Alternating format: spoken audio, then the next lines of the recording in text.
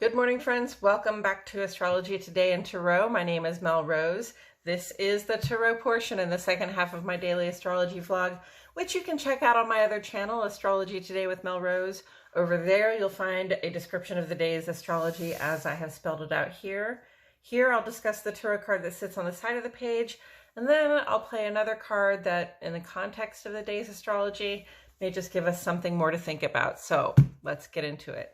The card that currently sits on the side of the page is the Seven of Swords, and it is here because it corresponds in astrology with the final 10 days or the third decan of the sun's transit here in the land of Aquarius. So Aquarius is an air sign. Swords in tarot represent air element symbolism, and air element symbolism has to do with the logic and the rationale. Really, our thoughts, plans, and communications, how we go about doing our day-to-day business, making our day-to-day contacts, and what we do with that, the business of ideas and plans and words. Yes, let me repeat that one more time. So we come to the Seven of Swords, and the Seven of Swords, we see a mode here of deception or trickery. Apparently, somebody is making off with something that might not be theirs. It's definitely more swords than one person can really, wield safely, right? They appear to be looking back, looking over their shoulder as they walk away. And if you look closely, it doesn't even look as though they're looking over their shoulder. It's almost like they're turning a blind eye even to what they're doing, right? So that's interesting to me because this card is really, an indication that some deception is at hand, that some trickery is in play, somebody is being dishonest, and there is an element of turning a blind eye, which I always think of as this person is hoping, I see what they're doing, so they're hoping I will turn a blind eye. But perhaps there's an element here too where we turn a blind eye to our own deceptions and trickeries. And, I know that's a thing. I've become aware, after having been deceptive to people, that was what I was doing, and had to, change my approach and change my, change my way of doing things so that it wouldn't come across as deception or trickery. I always want to be as straightforward as possible, but apparently, sometimes people are just a little more manipulative than they even know they are. So, there's an element here. Sometimes we feel like we are, under pressure to be dishonest to get something that we want or need. I know I've brought up George Santos a few times. He's just a really good example of somebody who has lied to get where he is. And even now that we all know that, we all know all of these lies that he's told and that he continues to tell. He still is a member of the House of Representatives here in the U.S. He's not going anywhere unless his district decides to unseat him. And, there's an element there of him turning a blind eye to what he's done before. He says, okay, I've been dishonest in the past, but I'm not dishonest now, which he totally is. And in any case, I've gotten where I am, and so what I did doesn't matter, right? So there's another level to deception that's not just trying to deceive other people, but sort of trying to deceive yourself, and also trying to get people to just put it behind them, right? Like, okay, yes, I was dishonest to get to where I am, but, I had to do what I did, and now I'm here, and I'm going to do a lot of good, right? Well, you didn't do good to get into the position that you're in, and you did use deception, and so, how can we trust that you're not going to continue to do that? Because here's the thing, people do the thing that works for them, all right? If it didn't work, you wouldn't do it. And as soon as it stops working, you stop doing it. Unless you just don't get the point, right? So, that's, there are many sort of booby traps that come along with engaging in deception and trickery. Lots of people lie. Everybody lies at some point in their life. I truly believe that. We're all dishonest with ourselves and other people in different ways at different times. And what we have to strive for is to become more honest with ourselves so that we can become more honest with other people. And there's a lot of difficulty that comes with deceiving yourself or others, and part of that is that somebody always sees the deception, and so we're always sort of looking back over our shoulder, wondering when that deception is going to be sort of revealed to the masses, right? Or revealed in general to our detriment, or also just not knowing that you're deceiving yourself can be a real problem too, especially when somebody confronts you with the deception and you find that you've been deceiving yourself. That can be a really hard one to come up against, and it's going to take more work.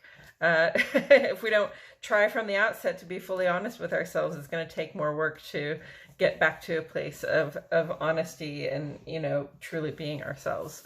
And with those warnings laid down, we have the Five of Cups. This is interesting. I was just discussing this with some people this morning.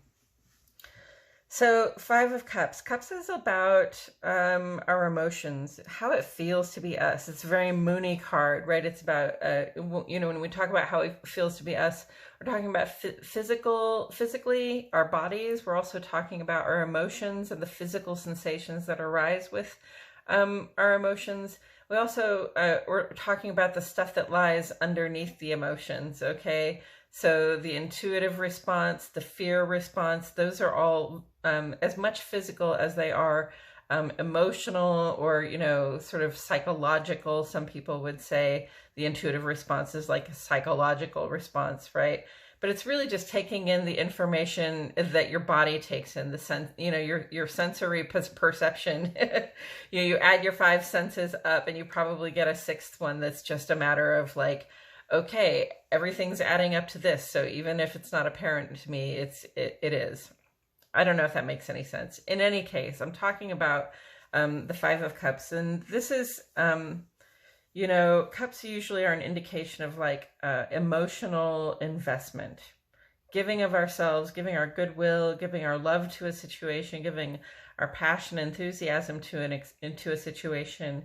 And then, we see that this person brought five cups to the party and three of them got spilled, right? So this person made an emotional investment, and now that emotional investment's just on the ground. Nobody can there's no way to retrieve it. There's nobody to give it, or no one to give it to. There's nobody who can receive it, and it's really just sort of gone, right? So that's a loss, and appropriate to mourn the loss in an emotional way, to feel what you have, what you are now letting go of that you didn't think you would have to, right? Emotions come with attachment. They come with this sense of connection. And when a connection is severed in this sort of unceremonious way, that can take us a little bit of getting used to. Think of it like a bad breakup.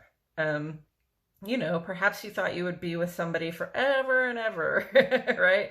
Or perhaps you just thought things were going very well with somebody that you hadn't, even decided you could stay with forever.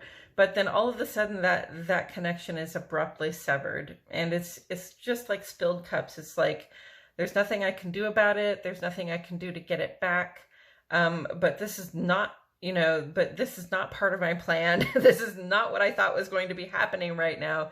So it takes a little bit of mental and emotional adjustment to say, okay, well, now we're doing this, right? Okay, well, now we're not in that relationship. Okay, well, now we have severed that connection for one reason or another. And, no reason to place the blame on anybody, although it might be tempting. Just appropriate though to feel the loss, to mourn what it is that you thought you had that you don't have anymore.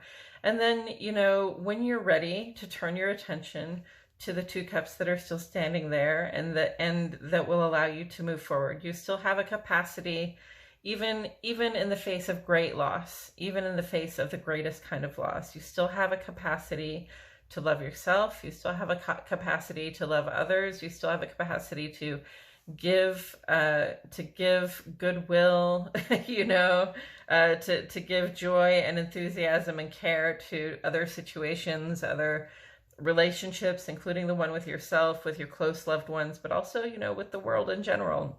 And there's a big world out there.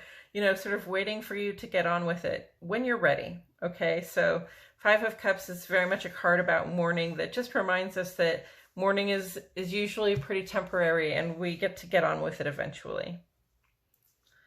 So where do I see this on the page today?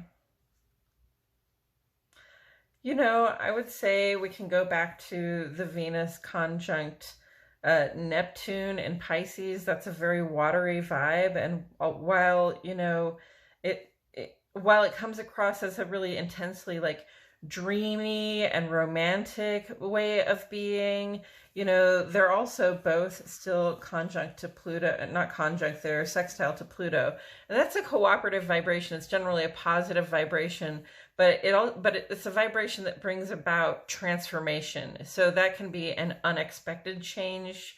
That can be, it could even be for your better that you go through that bad breakup, or it could even really be, to your benefit that this transformation occurs in your life, however suddenly, however unexpectedly, whatever your plans might have been. It can be a good thing, but it can still feel like a bad thing in the moment, is what I'm saying. So, definitely this is a time when people are going through a lot of intense emotions, one way or the other. They feel intensely connected, and if we've had a connection severed, that doesn't make the intensity any less, right? It's just like it doesn't have anywhere to go, and so it keeps rebounding on us, right? Like, I just feel intense and I want this connection and it's not here, and I feel intense and I want this connection and it's not here. It's very much Venus and Neptune in aspect with Pluto there, right there. Plus they're both square right now to Mars, and Mars is in Gemini. Mars is out here starting little fires everywhere, making friends, starting projects, not necessarily staying involved. So I can see that as like, we think we might be getting involved emotionally with somebody, that is a good choice for a partner, or at least is very attractive, has a very attractive way of being to us. But that person's really not in a place to be pairing off in a romantic sort of way. And so, sometimes we make more of the connections that we have with people than those people are willing or ready to make of them. And that can feel like a loss too, when we realize, oh yeah, no, that person just wanted to hang out with me for a day or two, not all the time. So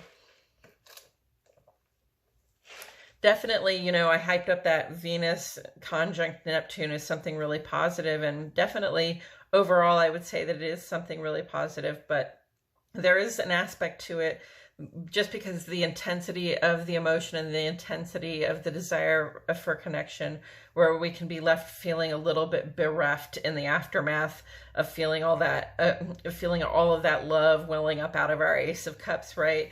And pouring it out and offering, making an offering of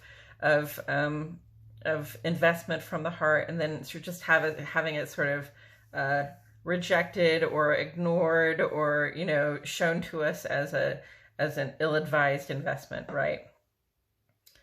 Yes, I also want to say that that the Sun is conjunct to Saturn today, and coming right on the heels of that Venus conjunct Neptune, it strikes a really good balance, because you have that very dreamy capacity to just sort of believe anything you want could be yours.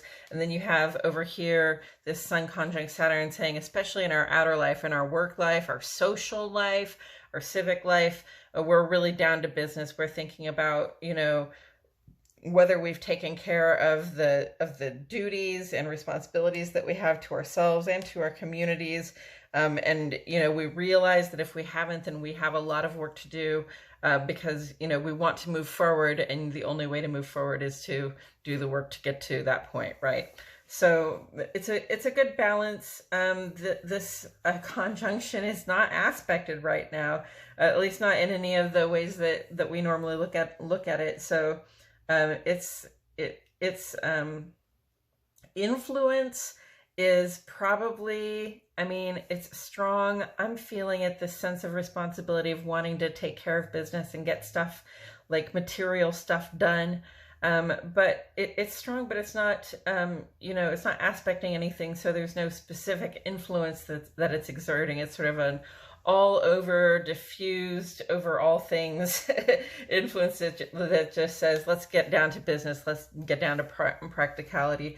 This is the no crying over spilled milk sort of vibe, right? The sun conjunct Saturn. So hopefully maybe we can lean on that vibration a little bit if we're dealing with some of this heartache from just the intensity of the emotions that have been up and around us with this Venus conjunct Neptune. And taken together with the Seven of Swords,